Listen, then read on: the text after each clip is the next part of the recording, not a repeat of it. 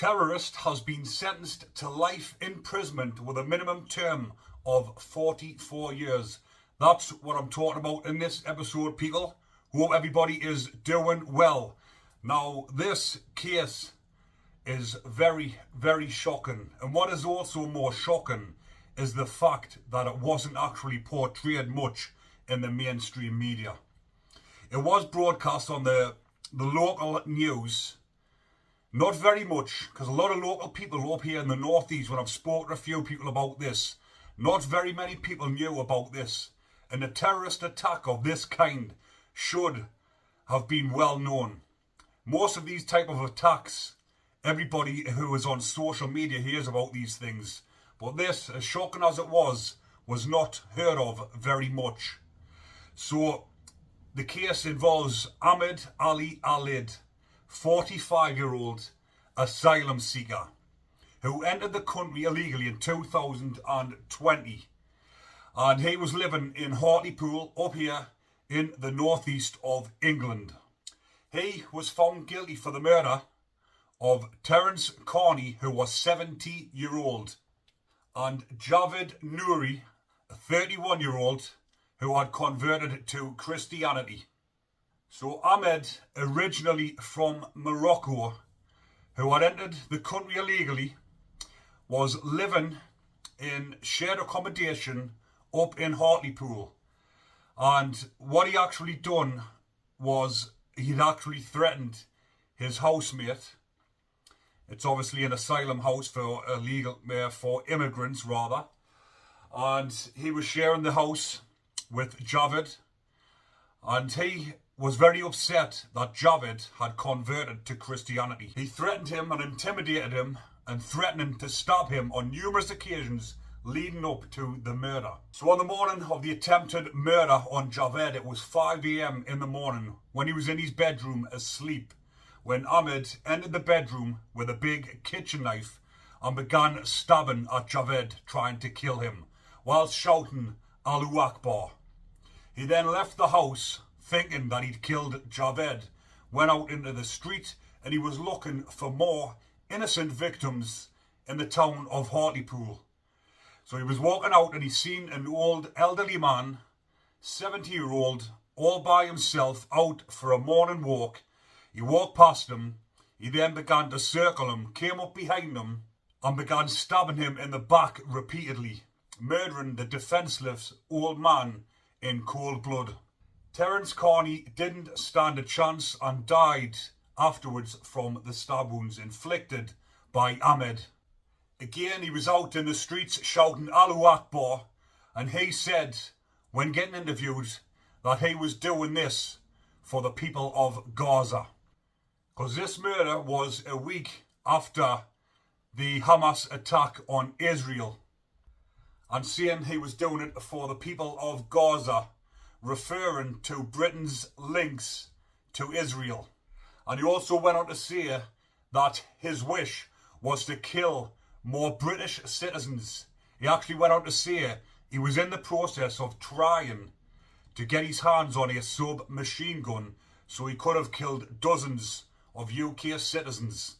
But why would you want to reside in a country like this if you hated its people so much, and you were saying that we had links to Israel and it was half our fault because of what was happening? But what is more of a piss take in this case is the fact that he was able to reside in this country illegally and just be put up in accommodation and looked after for him to act in a way like this towards our fellow citizens.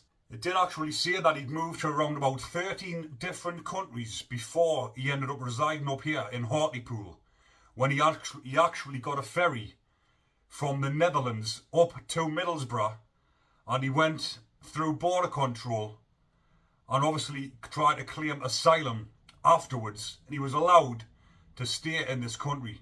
But again, I'll say it again, why reside in this country when you hate its people so much? You were quick enough to get our handouts and live off us for free, but yet you want to kill us countrymen.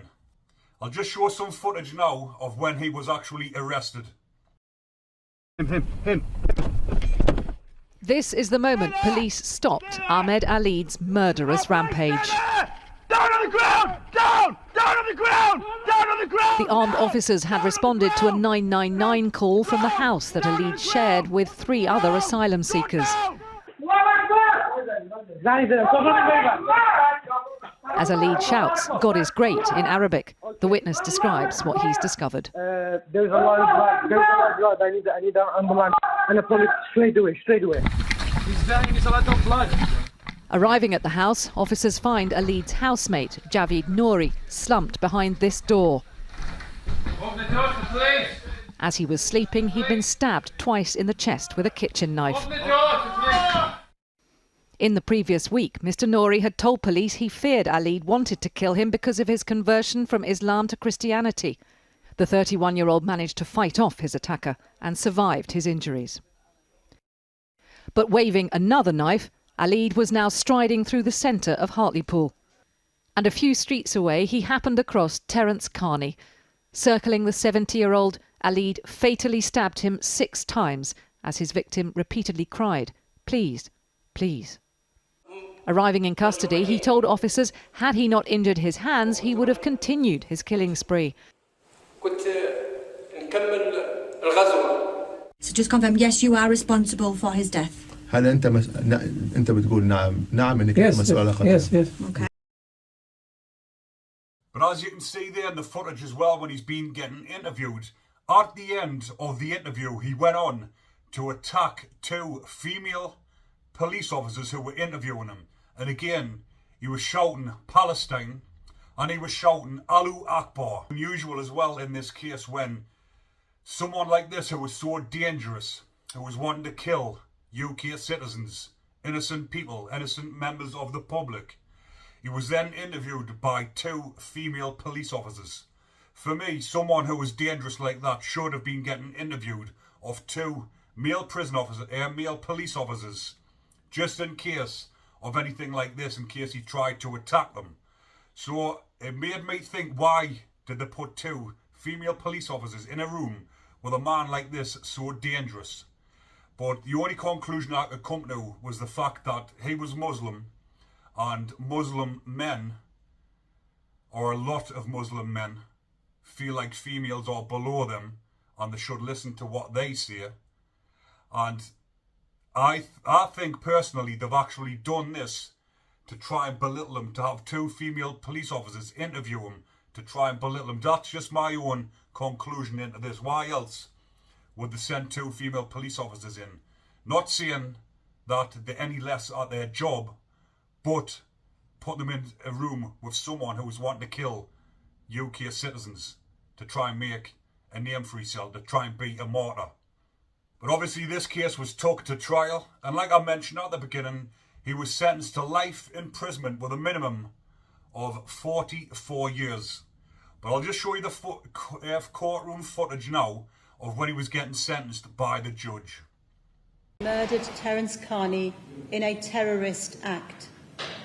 You intended it as revenge for the actions of a foreign country, Israel, and to intimidate and influence the British government in its international relations. You hoped to frighten the people of Britain and to undermine the freedoms they enjoy.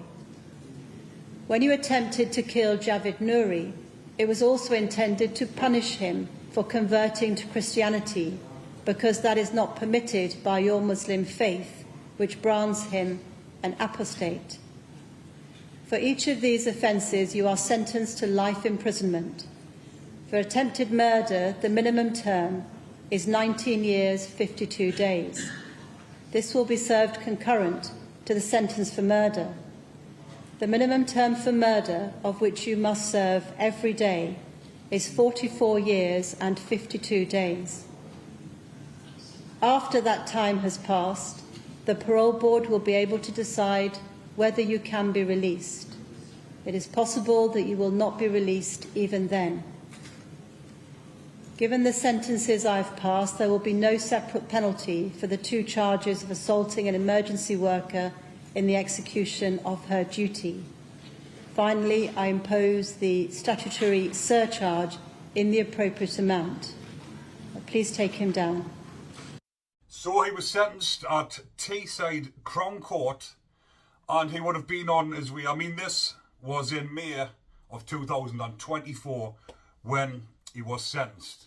And the reason why I was doing this video is, like I mentioned at the beginning, it didn't make, in my opinion, mainstream news enough. Obviously it was on, because as you can see, the videos are from the news channels, but it wasn't broadcast the way it should have been for a terrorist attack up in a place like Hartlepool. I never even heard much about this case until I actually looked into it, but it should have been broadcast a whole lot more for the type of attack it was, and for the fact that a 70-year-old defenceless man was murdered on his homeland streets of Hartlepool. Ahmed will be in a high security prison. With it being up here in the northeast, Teesside Crown Court, I can only imagine he was probably transferred straight to Franklin Prison, because they do have a terrorist unit up on Franklin Prison rather. So I'd imagine he'll be up there with the likes of Michael Adebayo, and he'll fit right in, straight in with the Muslims on the terrorist wing. And eventually he will be on to normal locations. You would think someone like this, a terrorist, will be on the VP wings, which is the vulnerable prisoner wings, also known as the bacon wings, the nonce wings. But this piece of shit, Ahmed, will be mixing in with the normal prisoners before you know it. And again, he'll be welcomed in from the Muslim Brotherhood, and they will all have his back, because that's just what happens in the high security prisons. If you're a Muslim and you go in there, and more so a terrorist like this, they do get protection of the other Muslim Brotherhoods, and that's just how things are in the high security prisons. But I will leave that one for another video. I have spoke about it previously, but I will do an updated video on that, because there is plenty more to talk about on them situations. But I'll leave that one there for now, people. I'll round that one up. And my thoughts on that: Ahmed is a piece of shit. The video, or the news story, should have been broadcast a whole lot more. It should have been widespread. Everybody in the northeast should have heard about it. Everybody in the country should have heard about it. But again, these type of offences and these type of attacks somehow don't get as much recognition as this should do. And they're now becoming the norm because they're happening so regular. But I will be doing more videos on these type of offenders.